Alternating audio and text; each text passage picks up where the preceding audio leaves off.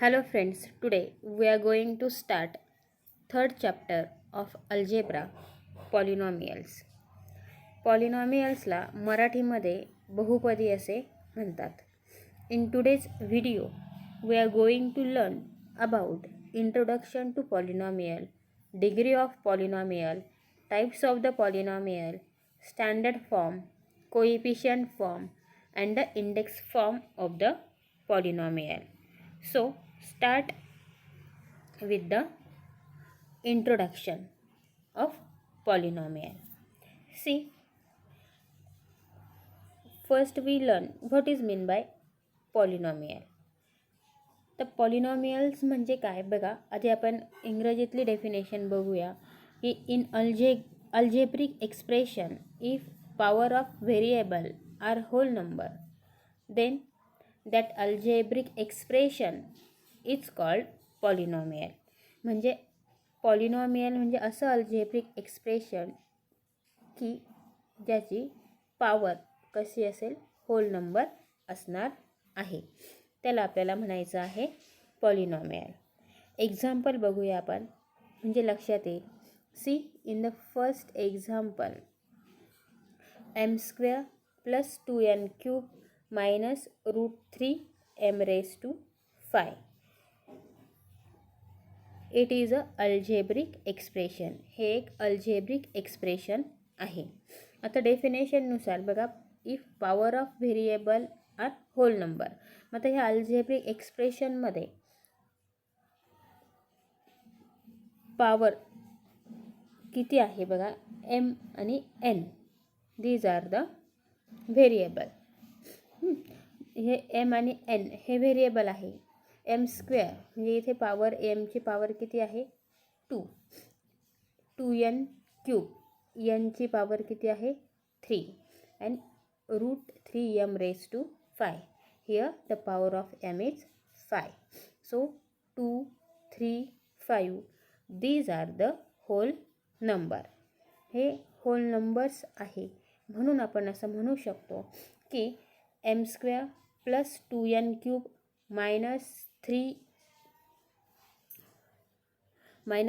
√3m⁵ is the polynomial. त्याच पद्धतीने आपण सेकंड एक्झाम्पल समजून घेणार आहे. यामध्ये बघा, p³ - 1/2p² + 2p. Here power of p is 3 and 2. This also whole number. So this algebraic expression is also a polynomial. Now आता आपण अजून एक एक्झाम्पल बघूया. बघा, समजा ह्या एक्झाम्पलमध्ये पुढे अजून एक एक्झाम्पल असतं की 8 इज अ पॉलिनॉमियल. की 8 हा पॉलिनॉमियल आहे की नाही. आता आपल्याला माहिती आहे की 8 इज अ अल्जेब्रिक एक्सप्रेशन. मग ह्या 8मध्ये व्हेरिएबल आपल्याला दिसतोय का? व्हेरिएबलचा अर्थ लक्षात येते तुमच्या. व्हेरिएबल म्हणजे अल्जेब्रिक एक्सप्रेशनमध्ये जे आपण अल्फाबेटिक लेटर्स वापरतो त्याला आपण व्हेरिएबल म्हणतो. हे तुम्ही 8th स्टँडर्डमध्ये शिकलेला आहात. मग आता इथे आपण अजून पुढे एक्झाम्पल घेतलं की 8 आणि असा प्रश्न आपल्याला विचारला की इफ 8 इज अ पॉलिनॉमियल, की 8 हे पॉलिनॉमियल आहे की नाही. मग या अल्जेब्रिक एक्सप्रेशनमध्ये व्हेरिएबल आपल्याला दिसत नाही. There is no variable in the expression 8. But see 8 is equal to how much? 8 × 1 असंही आपण लिहू शकतो की 8 × 1 इज इक्वल टू 8. अँड आपल्याला इंडेक्सचे नियम माहिती आहे, त्यानुसार 8 × इथे 1 कधी येईल? जर एक्सची इंडेक्स 0 असेल तर 1 येतं, हे आपल्याला माहिती आहे. मग आता हे जर अल्जेब्रिक एक्सप्रेशन आपण ह्या पद्धतीने लिहिलं 8x⁻0 म्हणजेच त्याचं मिनिंग काय होईल? 8 × 1 म्हणजेच 8. So here 0. मग 0 हा होल नंबर आहे का? Yes, 0 is a whole number. So 8 is a polynomial. हे सगळ्यांनी समजून घ्यायचं आहे. मग त्यानुसारच आपण इथे लिहिलेलं आहे बघा की 6 - 7 1/2 0 आर द कॉन्स्टंट नंबर. हे काय आहे? कॉन्स्टंट नंबर आहे. So it can be called as a constant polynomial. म्हणून आपण त्यांना काय म्हणायचं आहे? कॉन्स्टंट पॉलिनॉमियल म्हणजे स्थिर बहुपदी. मी ह्यामध्ये अजून आपल्याला लक्षात ठेवण्याजोगी कुठली गोष्ट आहे बघा की आपल्याला पुढचा प्रश्न कोणी विचारला की समजा √y + 5 अँड 1/y - 3 हे पॉलिनॉमियल आहे का? मी ते नोटमध्ये लिहून दिले तुम्हाला की these are not a polynomial. मग याचा ॲन्सरही आपल्याला माहिती पाहिजे की हे दोन्ही पॉलिनॉमियल का नाही आहे. तर आत्ताच आपण पॉलिनॉमियलची डेफिनेशन बघितली की if power of variable are whole number. व्हेरिएबलची पॉवर काय पाहिजे आपल्याला? होल नंबर पाहिजे. मग आता ह्या एक्सप्रेशनमध्ये पॉवर एक्सप्रेशनमध्ये व्हेरिएबल कुठला आहे? वाय आहे. मग वायची पॉवर काय? आता इथे आपण √y is the variable in this expression. मग √y जो आहे तो √y आपण असाही लिहू शकतो y⁻² 1/2. मग आता हे बघा इथे 1/2 हा होल नंबर आहे का? No, it is not a whole number. It is not whole number. So √y + 5 is not a polynomial. म्हणून हा पॉलिनॉमियल नाही आहे असं आपण लिहिलेलं आहे. त्याच पद्धतीने ह्या एक्झाम्पलमध्ये बघा 1/y - 3. तर बघा 1/y - 3. आता हा जो 1/y जो आहे इथे आपला व्हेरिएबल आहे. Variable is y in this algebraic expression. So 1/yचाच अर्थ काय होतो? इंडेक्स फॉर्ममध्ये लिहिला तर y⁻⁻1. So -1 is not a whole number. Therefore 1/y - 3 is not a polynomial. हा पॉईंट इथे समजून घ्यायचा आहे की आपण पॉलिनॉमियल कशाला म्हणणार आहे की ज्या व्हेरिएबलची पॉवर होल नंबर असेल अशाच अल्जेब्रिक एक्सप्रेशनला आपण पॉलिनॉमियल म्हणणार आहे. याची प्रॅक्टिस सगळ्यांनी करायची आहे. Then we see types of the polynomial based on the number of terms. इथे पॉलिनॉमियलमध्ये किती टर्म्स आहे? टर्म्स म्हणजे किती पदं आहे त्यानुसार पॉलिनॉमियलचे टाइप्स आपल्याला बघायचे आहे. See, observe this chart. See, in the first example we are given 2x and 5. 2x and 5 याचं जर आपण निरीक्षण केलं तर only one term in the polynomial. ह्या पॉलिनॉमियलमध्ये फक्त आणि फक्त एकच टर्म आहे. पहिल्या एक्झाम्पलमध्ये 2x हे एकच टर्म, दुसऱ्या एक्झाम्पलमध्ये 5 हे एकच टर्म आहे. मग त्याला आपण काय म्हणणार आहे? मोनोमियल. मोनोचा अर्थ काय होतो? Mono means 1. अँड अशा ज्या अल्जेब्रिक एक्सप्रेशनमध्ये फक्त एकच टर्म असतं त्याला आपल्याला म्हणायचं आहे मोनोमियल. इंग्लिशमध्ये लक्षात ठेवायचं आहे the algebraic expression have only one term. It is called as a monomial. Now observe second example. याच्यामध्ये आपण लिहिलं आहे बघा p⁻4 + p and m² - 3m. आता या एक्झाम्पलमध्ये बघा किती टर्म्स आहे? 2 टर्म्स. इथे किती टर्म्स आहे? 2 terms. There are 2 terms in the polynomial. मग ज्या पॉलिनॉमियलमध्ये 2 टर्म्स असतील, 2 टर्म्स असतील त्याला आपल्याला म्हणायचं आहे बायनॉमियल. बायचा अर्थ काय होतो? 2. ज्या पॉलिनॉमियलमध्ये 2 टर्म्स आहे त्याला आपल्याला म्हणायचं आहे बायनॉमियल. नाव ऑब्झर्व सिमिलरली थर्ड वन. ह्या थर्ड एक्झाम्पलमध्ये तुमच्या लक्षात आलं असेल बघा 1/2 y² - 2y + 5. किती टर्म्स आहे? 1, 2 and 3. 3 टर्म्स आहे. मग there are 3 terms in the given polynomial. So त्याला आपल्याला काय म्हणायचं आहे? ट्रायनॉमियल. म्हणजे बघा the types of the polynomial based on the number of terms. त्या पॉलिनॉमियलमध्ये किती टर्म्स आहे त्यानुसार पॉलिनॉमियलचे किती प्रकार आपण बघितले. If there is only one term it is monomial, 2 terms binomial and 3 terms trinomial. Mono, bi and tri. अतिशय सोपं आहे हे. आता पुढे लक्षात घ्यायचं आहे बघा. तर polynomial are written as like this. आणि आपल्याला रीड करायचं हे इथे आपण लिहिलं आहे P and P in bracket X. वाचायचं आहे आपल्याला P of X. P stands for given polynomial. आणि इथे जो एक्स दिला आहे तो एक्स म्हणजे आपल्या पॉलिनॉमियलमध्ये कुठलं व्हेरिएबल वापरलेलं आहे त्याला आपल्याला काय म्हणायचं आहे एक्स. फॉर एक्झाम्पल बघा 2x + 1 हे आपलं पॉलिनॉमियल आहे. मग आपण लिहिणार कसं P of X is equal to 2x + 1 अशा पद्धतीने हे लिहिणार. त्याच पद्धतीने हे एक्झाम्पल घेऊया आपण परत की m² - 3m. आता याच्यामध्ये बघा व्हेरिएबल कुठलं वापरलं आहे m.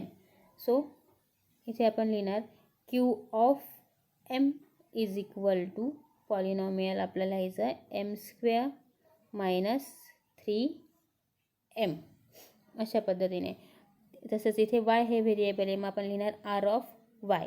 इथे p q r हे आपण कुठलंही अल्फाबेटिकल लेटर लिहू शकतो जे आपल्या व्हेरिएबलमध्ये वापरलेलं नाही आहे. वाचताना आपल्याला असं वाचायचं आहे P of X Q of M R of Y. Then we see the degree of polynomial in one variable. तर डिग्री म्हणजे काय ते समजून घ्या. आजचे पॉईंट सगळे सोपे आहे बघा. The highest power of variable, the highest power of variable is called degree of the polynomial in one variable. आपल्याला जे पॉलिनॉमियल दिलेलं आहे त्याची हायेस्ट डिग्री म्हणजे आपला हायेस्ट पॉवर म्हणजे आपली काय असते degree. For example C 2x⁷ + 9x + 8. आता इथे व्हेरिएबल कुठलं आहे एक्स हे व्हेरिएबल आहे. मग ह्या एक्स या व्हेरिएबलची पहिली पॉवर काय आहे 7. दुसऱ्या एक्सची पॉवर काय आहे 1. म्हणजे 7 आणि 1 याच्यामध्ये कुठला नंबर मोठा आहे 7. मग ती झाली आपली highest power of the given variable. मग ती जी हायेस्ट पॉवर आहे ह्या हायेस्ट पॉवरलाच आपण काय म्हणणार आहे डिग्री. म्हणून आपण लिहिलं इथे की ह्या अल्जेब्रिक एक्सप्रेशनची डिग्री किती आहे 7. अजून आपण एक एक्झाम्पल घेऊया बघा.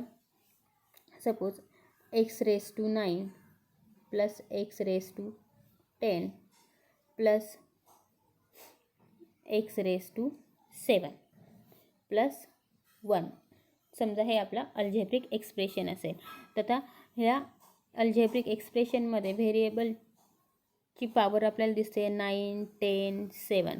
याच्यामध्ये सगळ्यात मोठं आपल्याला काय दिसते 10. सो डिग्री किती येईल इथे 10 येणार आहे.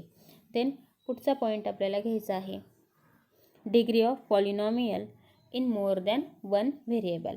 म्हणजे जर पॉलिनॉमियलमध्ये एकापेक्षा जास्त व्हेरिएबल्स असतील तर त्याची डिग्री कशी काढायची बघा. The highest sum of the powers of variable in each term of the polynomial is the degree of the polynomial.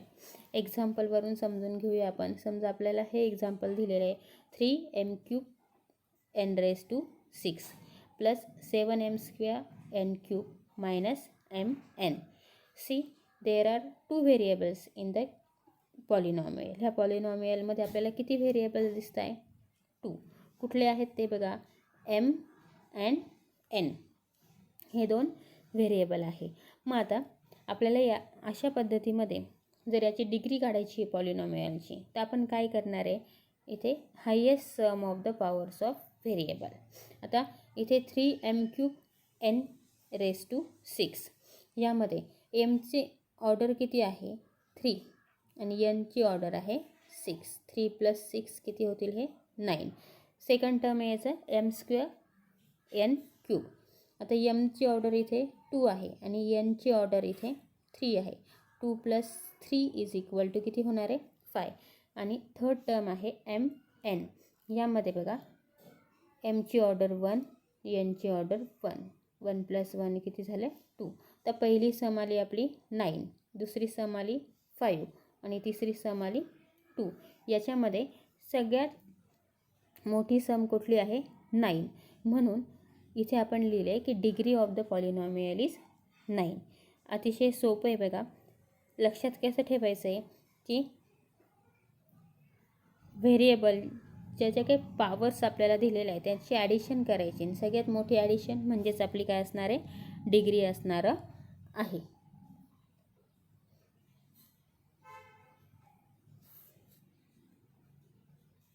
त्यानंतर आपल्याला बघायचं आहे types of polynomial based on the degree. याआधी आपण बघितलं types of polynomial based on the term, number of term. त्यामध्ये 3 types बघितले होते आपण, मोनोमियल, बायनॉमियल अँड ट्रायनॉमियल. आता हे आपल्याला टाईप्स ऑफ पॉलिनॉमियल्स बघायचे. ते कशानुसार बघायचे? Based on the degree. त्यामध्ये आपण बघणार आहे polynomial in 1 variable. Chart observe करायचं आहे बघा. See in the given chart first example आपण लिहिले आहे 3x - 1 अँड 7y. आता 3x - 1 डिग्री किती इथे? 1. 7y, yची डिग्री किती इथे? 1. मग असं पॉलिनॉमियल की ज्याची डिग्री किती असेल? 1 असेल, त्याला आपल्याला काय म्हणायचं आहे? Linear polynomial. याचं स्टँडर्ड फॉर्म होईल ax + b and here a and b are the coefficient. A B काय असणार आहे? कोइफिशियंट असणार आहे. अँड कंडिशन आहे a ≠ 0. एची व्हॅल्यू काय नसणार आहे? 0 नसणार आहे. जर एची व्हॅल्यू 0 असेल तर काय होईल बघा. Suppose 0 × x + b. आपण एची व्हॅल्यू 0 घेतली आणि आपल्याला माहिती आहे की 0ला कुठल्याही टर्मने मल्टिप्लाय केलं तर उत्तर किती येतं? 0. मग हे किती येऊन जाईल? 0. हे 0 आलं म्हणजे इथे काय उरेल? फक्त बी आलं आणि बी हा फक्त कॉन्स्टंट व्हेरिएबल म्हणून ओळखला जाईल. म्हणून इथे कंडिशन दिले a ≠ 0. पहिला टाईप लिनियर पॉलिनॉमियल. कसं ओळखायचा? जर डिग्री 1 असेल तर त्याला आपल्याला काय म्हणायचं आहे? Linear polynomial. A polynomial whose degree is 1. Such a polynomial is called as a linear polynomial. The second type is example बघा 2y² + y + 1 minus. Second example आहे त्याच्याच -3x². आता इथे y, इथे डिग्री किती आहे? 2 आणि इथे डिग्री किती आहे? 2. डिग्री 2. जर डिग्री 2 असेल पॉलिनॉमियलची तर त्याला आपल्याला काय म्हणायचं आहे? Quadratic polynomial. A polynomial whose degree is 2. Such a polynomial is called as a quadratic polynomial and its standard form is ax² + bx + c. Here a, b, c are the coefficient and a is not equal to 0. The third type of the polynomial based on the degree. For that we observe example x³ + x² + 2x + √3. See here degree of this polynomial is 3. And second example m - m³ degree is also 3. Degree is 3. Then such a polynomial is called as a cubic polynomial. A polynomial whose degree is 3. Such a polynomial is called as a cubic polynomial. The standard form of the polynomial is x³ + bx² + c + d. Here a, b, c are the coefficient and a is not equal to 0. So how many types of the polynomial based on the degree? There are 3 types of the polynomial based on the degree. If degree is 1, polynomial is linear polynomial. If degree is 2, polynomial is quadratic polynomial.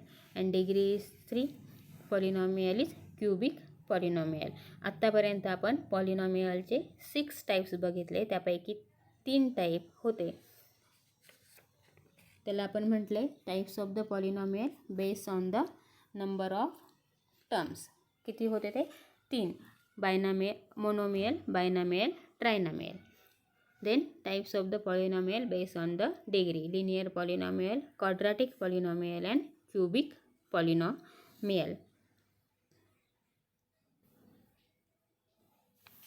Then we see standard form of the polynomial. तर standard फॉर्ममध्ये दिलेला polynomial लिहायचं कसं हे आपल्याला बघायचं आहे. एक एक्झाम्पल घेऊया आपण बघा. Suppose we are given this example X P of X is equal to X minus 3x square plus 5 plus X raise to 4. And suppose we have to write this polynomial in standard form. When we write the polynomial in the standard form, we have to write this polynomial in descending power of its variable. म्हणजे ज्यावेळी आपण standard फॉर्ममध्ये polynomial लिहितो त्यावेळी त्या algebraic एक्सप्रेशनमध्ये म्हणजेच त्या पॉलिनॉमियलमध्ये जे काही व्हेरिएबल दिले त्याची ऑर्डर बघायची आणि त्या ऑर्डरनुसार डिसेंडिंग ऑर्डरनुसार आपल्याला ते पॉलिनॉमियलमध्ये असलेले टर्म्स लिहायचे आहे. फॉर एक्झाम्पल हे बघा इथे सगळ्यात मोठी आपल्याला ऑर्डर दिसते एक्स रेज टू 4 म्हणून आपण इथे आधी काय लिहिलं एक्स रेज टू 4 नंतर यायला हवं डिसेंडिंग ऑर्डरनुसार 3. तर इथे क्यूबचं टर्म आहे का नाही क्यूब नाही आहे मग क्यूब नंतर यायला पाहिजे स्क्वेअर.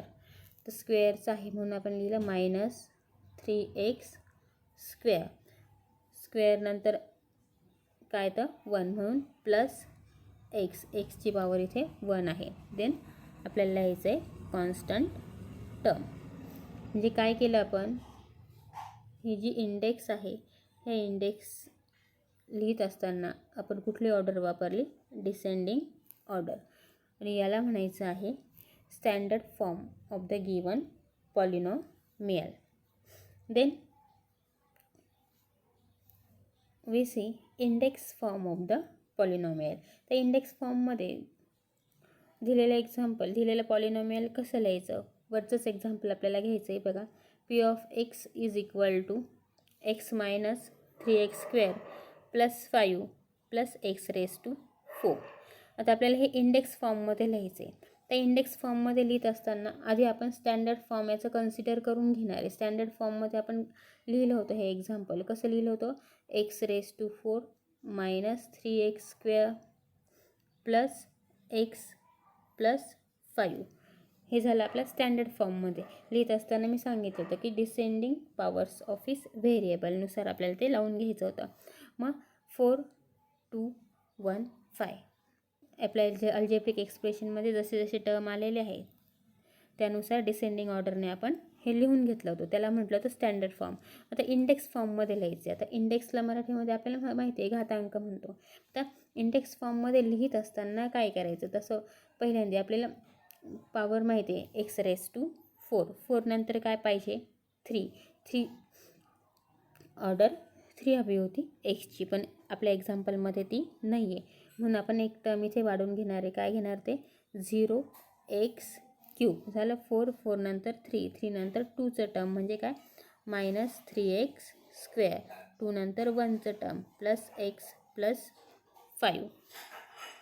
यानुसार आपण लिहून घ्यायचं. याला म्हणणार आहे आपण index form of the polynomial. म्हणजे स्टँडर्ड फॉर्म आणि इंडेक्स फॉर्ममध्ये काय फरक आहे. स्टँडर्ड फॉर्ममध्ये आपण जे टर्म्स आहे फक्त काय केलं आहे डिसेंडिंग ऑर्डरनुसार आपण व्हेरिएबल लिहून घेतलेले आहे. आणि इथे इंडेक्स फॉर्ममध्ये लिहित असताना जर एखादा टर्म नसेल तर ते टर्म इंडेक्स फॉर्ममध्ये लिहित असताना 0 सोबत कन्सिडर करून लिहिलेलं आहे. म्हणजे इथे जर 4 आहे तर तिथे 3च पॉवर यायला हवी नंतर 2च यायला हवी नंतर 1 यायला हवी नंतर कॉन्स्टंट टर्म यायला पाहिजे अशा पद्धतीने. Then we see coefficient form म्हणजे सहगुणक रूपात दिलेली बहुपदी कशी लिहितात. एक्झाम्पल तेच घेणार आहे आपण. P of X is equal to X minus 3x square plus 5 plus X raise to 4. आता first we write the given example in index form. So index form is P of X is equal to X raise to 4 plus 0x cube minus 3x square plus X plus 5. तर याचं coefficient form लिहित असताना कोइफिशियंटला मराठीत सहगुणक म्हणतात. तर पहिलं आहे बघा x⁴ इथे कोइफिशियंट काहीच नाही म्हणजे किती आहे 1, म्हणून आपण इथे ब्रॅकेटमध्ये किती लिहिलं 1. देन सेकंड टर्म आहे 0x³ मग इथे कोइफिशियंट काय आहे 0, मग कॉमा देऊन इथे काय लिहायचं 0.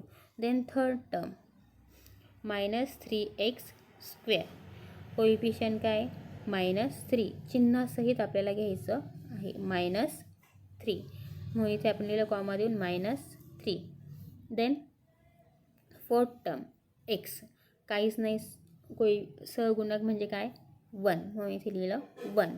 Then constant term bracket complete. याला आपण म्हणणार आहे coefficient form of the given polynomial. म्हणजे लक्षात येते काय केलं आपण फक्त दिलेल्या पॉलिनॉमियलमध्ये व्हेरिएबल त्या व्हेरिएबलचे कोइफिशियंट ऑब्झर्व केले आणि ते आपण एका ब्रॅकेटमध्ये लिहिलेले आहेत. त्याला म्हणायचं आहे coefficient form of the polynomial. याची सर्वांनी प्रॅक्टिस करायची आहे. पुढच्या व्हिडिओमध्ये आपण प्रॅक्टिस सेट 3.1 सोडवणार आहोत.